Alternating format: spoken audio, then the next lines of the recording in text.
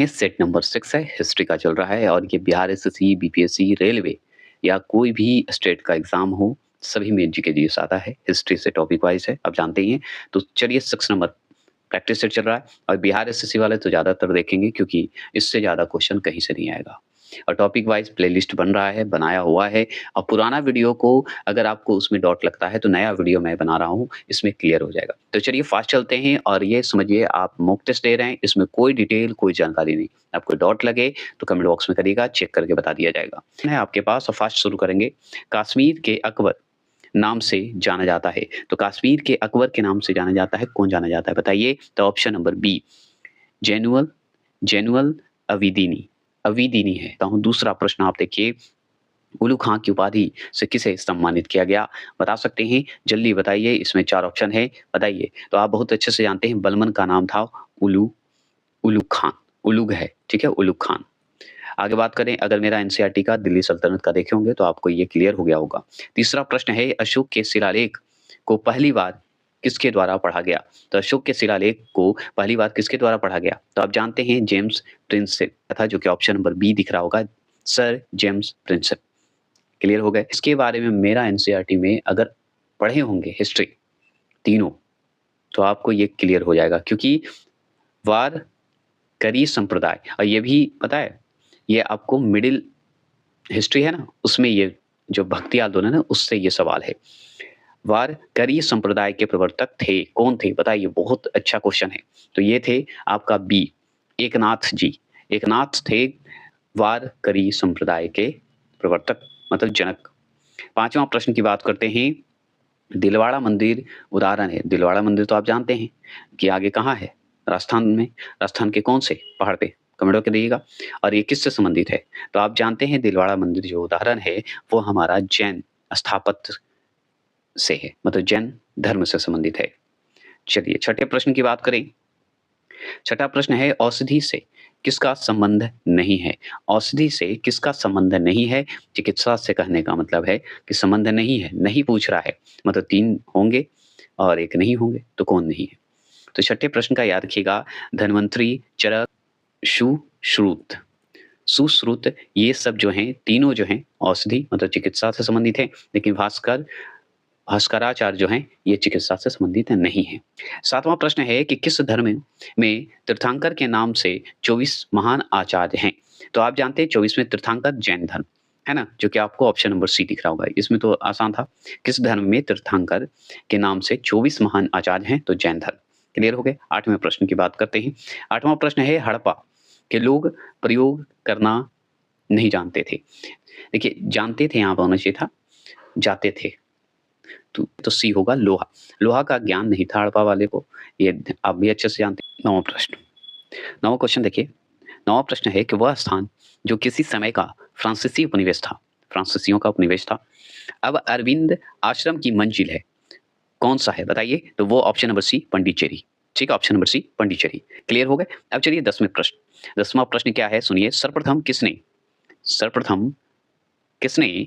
1857 मतलब 1857 के विद्रोह को भारत का प्रथम स्वतंत्रता संग्राम कहा? बताइए कौन कहे? तो एक ही व्यक्ति, वो बी डी सावरकर जी ही कहे थे। क्लियर हो गए? चलिए ये भी क्लियर। 11वां प्रश्न की बात करते हैं। 11वां प्रश्न है जैन साहित्य को कहा जाता है। तो जैन साहित्य को कहा जाता है, क्या कहा जाता है बताइए?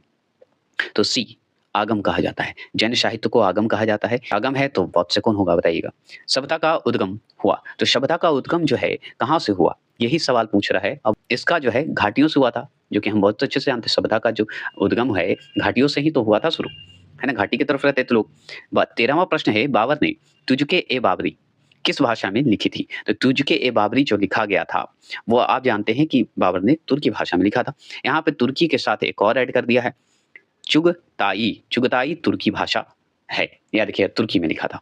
क्लियर हो गए? और उसके बाद सब फारसी में लिखा गया है, ये भी आप जानते हैं, है ना? चलिए 14 प्रश्न की बात करते हैं।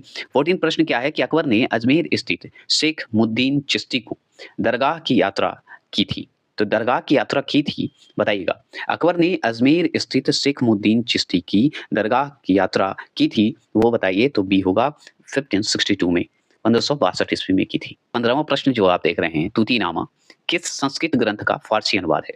तो देखिए तूतीनामा का मतलब होता है एक तोते की दास्तां, ठीक है? उसकी 52 कहानी है का एक संग्रह बनाया गया है फ़ारसी में, याद रखिएगा। तो वो संस्कृत ग्रंथ का है, तो देखिए संस्कृत ग्रंथ कौन-सा है जो कि फ़ारसी में अनुवाद किया गया है? तो शुक सप्त, याद रखिए सप्त तीत है, याद रखिएगा। क्लियर हो गया? शुक सप्त तीत, सप्त तीत है। आप बस रीड करके वीडियो देख लीजिएगा, है ना बाद में। चलिए 16वां प्रश्न है कि निम्नलिखित में से कौन-सा युद्ध जो है मद्रास की संधि के द्वारा समाप्त हुआ? मद्रास की संधि के द्वारा ये समाप्त हुआ था युद्ध। कौन-सा युद्ध था ये बताइए 16वां प्रश्न का। तो सी है प्रथम मैसूर युद्ध है, जिसे मद्रास की संधि के द्वारा समाप्त किया गया। ये जान गए। 17वां प्रश्न की अगर बात करते हैं तो प्राचीन एक पतन है, मतलब एशियन बंदरगाह है, जिसका क्या है पुहार। पुहार किसके तट पर स्थित है? तो प्राचीन पतन पुहार जो है, किसके तट पर स्थित है? कौन से तट पर स्थित है ये बंदरगाह बताइए? पतन मतलब बंदरगाह। बताएँगे 17वां प्रश्न का, तो ये है बी कावेरी तट पे, मतलब कावेरी नदी के तट पे। क्लियर हो गया? चलिए 18वें प्रश्न की बात करते हैं। 18वां प्रश्न है कि निम्नलिखित में से किसने, ठीक है, मुंज सागर नामक जो है तड़ाग तड़ाग खुदवाया था? बताइए। निम्नलिखित में से किसने मुंज सागर नामक तड़ाग खुदवाया था? उसका नाम बताइए, उस शासक का नाम बताइए। वाक्पति द्वितीय। चलिए 19वां प्रश्न की बात करते हैं। 19वां प्रश्न है कि हर्ष हर्ष के सोने के सिक्के के पृष्ठभाग पर किसका आंकलन है? तो हर्ष के सोने के सिक्के के पृष्ठभाग पर किसका आंकलन है? बता सकते हैं क्या होगा? तो 19वां प्रश्न का जवाब है 1 गौतम बुद्ध। 20वां प्रश्न क्या है कि निम्नलिखित में से किस मुगल बादशाह ने आलमगीर द्वितीय की उपाधि धारण की थी? बताइएगा।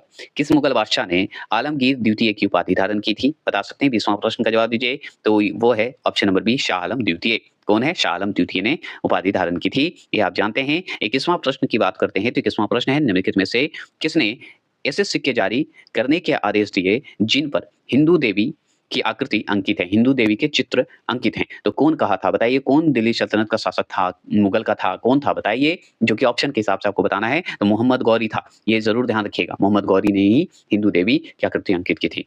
देखिए 22वां प्रश्न क्या है कि किसने रामायण का फारसी में अनुवाद किया था? तो रामायण का फारसी में अनुवाद किया था, ये तो सवाल हम बता देते हैं, लेकिन इसमें क्या है कि ये ऑप्शन जो सी देख रहे हैं वो गलत है, थोड़ा सा गलत है, ज्यादा नहीं। देखिए मौला या मुल्ला, ठीक है, एक ही नाम है। अब्दुल कादरी, यहाँ तक सही है। यहाँ पे जो है बनायूनी के जगह पे बदायूनी को लिखना चाहिए था, यहाँ पे बनायूनी कर दिया है। ठीक है, बस इतना ध्यान रखना है, बदायूनी है। ठीक है, बदायूनी। ठीक है, जरूर ध्यान रखना है। तो ये है, और ये अकबर के हुक्म पर रामायण का अनुवाद हुआ था, मतलब अकबर का आदेश पर ये काम हुआ था। ठीक है, फारसी भाषा में लिखा गया था। ठीक है, रामायण कौन लिखे हैं ये कमेंट बॉक्स में जरूर करिएगा। चलिए 23वां प्रश्न की बात करते हैं। 23वां प्रश्न क्या है? ख्वाजा कुतुबुद्दीन को बख्तियार की उपाधि किसने प्रदान की थी? बताइएगा। ख्वाजा कुतुबुद्दीन को बख्तियार की उपाधि किसने प्रदान की थी? बता सकते हैं? याद रखना है बी ख्वाजा मुद्दीन चिश्ती।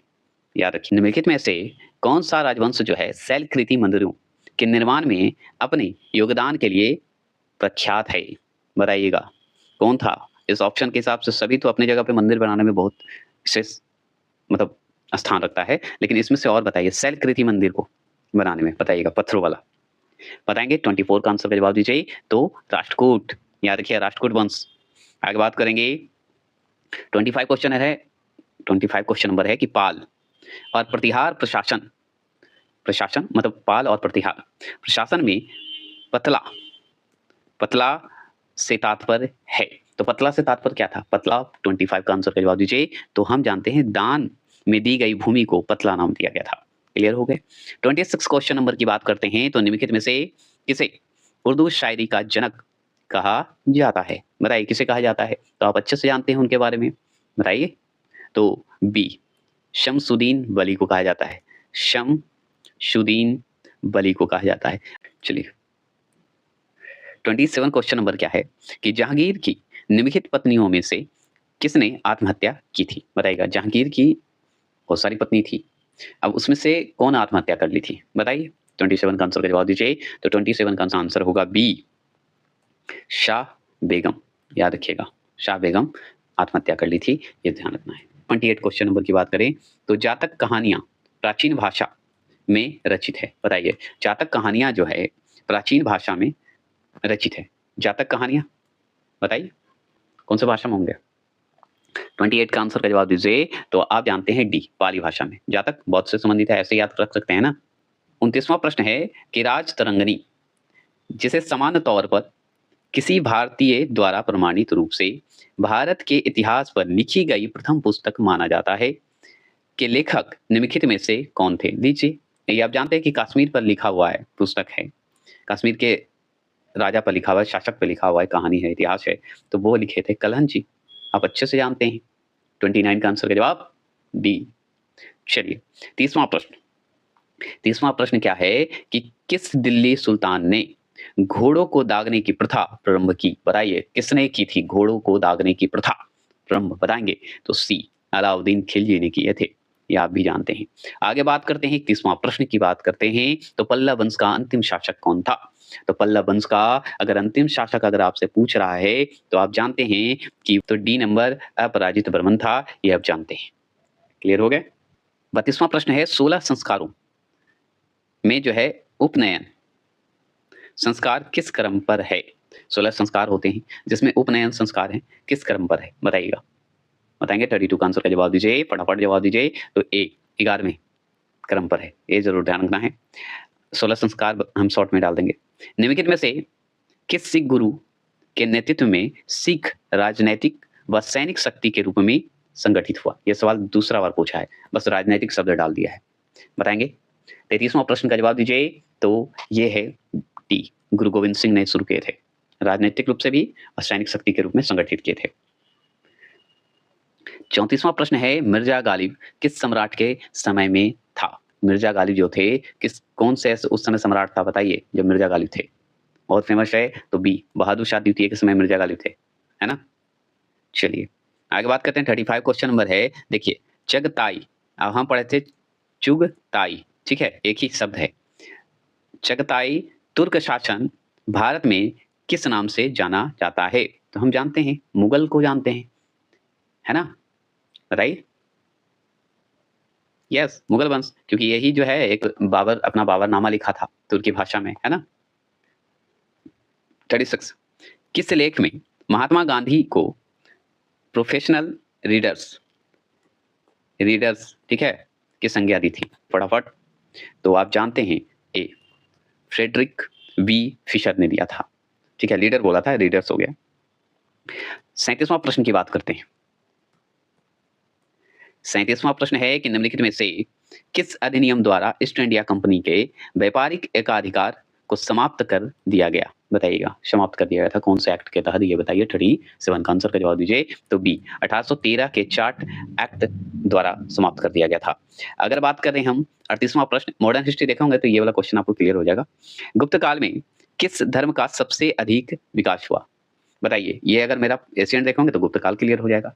बताएंगे, गुप्त काल में किस धर्म का सबसे अधिक विकास हुआ है? तो हम बहुत अच्छे से जानते हैं गुप्त काल में किसका हुआ है? वैष्णव धर्म का विकास हुआ था, है ना, वैष्णव धर्म बढ़ा था। 39 क्वेश्चन नंबर की बात करें तो हर्ष ने किस विश्वविद्यालय को विशेष संरक्षण प्रदान किया था? हर्ष, याद क्या, हर्षवर्धन की बात हो रही है, तो उसका भी आंसर आपको डी, नालंदा विश्वविद्यालय को, है ना, देखभाल किया था भी, इसी के संरक्षण में था। 40वां प्रश्न है, मुझे नहीं मालूम क्या कानून है या क्या गैर कानूनी, मैं राज्य की आवश्यकता अनुसार कानून बनाता हूं, यह किसने कहा था? बहुत ही इंपॉर्टेंट है, बताइए कौन कहा था 40वां प्रश्न का? तो बी, अलाउद्दीन खिलजी, ठीक है, अलाउद्दीन खिलजी, ये सब काम अलाउद्दीन खिलजी करते रहता है।